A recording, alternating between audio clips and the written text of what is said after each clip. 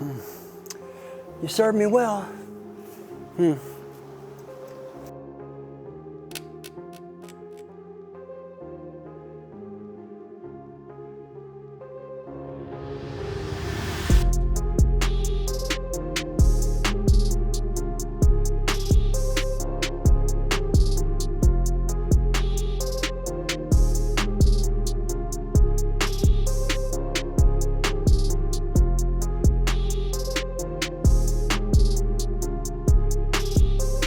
Hey, before I take this wand out and show you how to use it, I want to show you two things.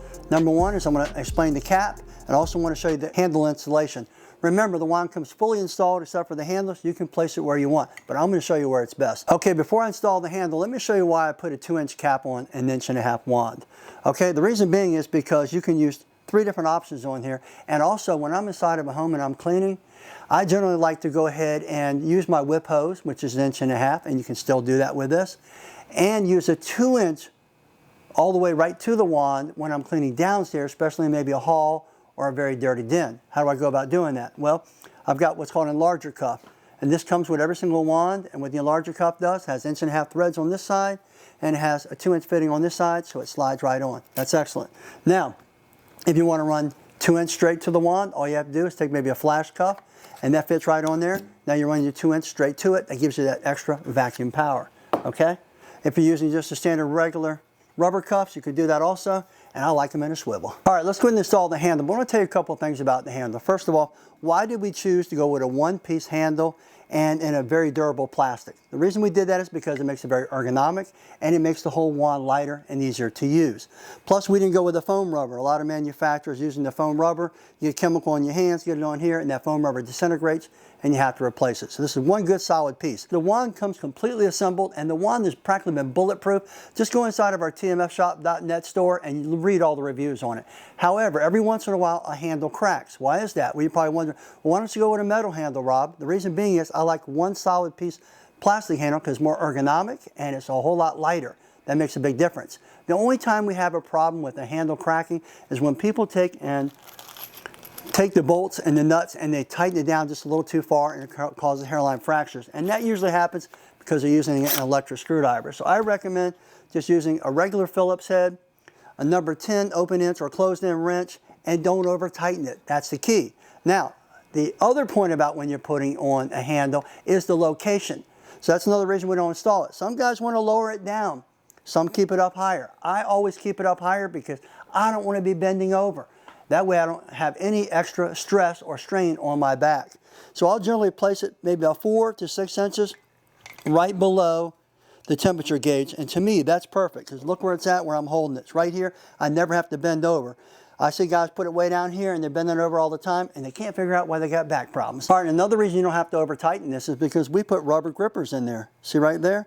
So that way it's not going to slide up and down. Just pop it on there, barely tighten these bad boys up, and you're good to go.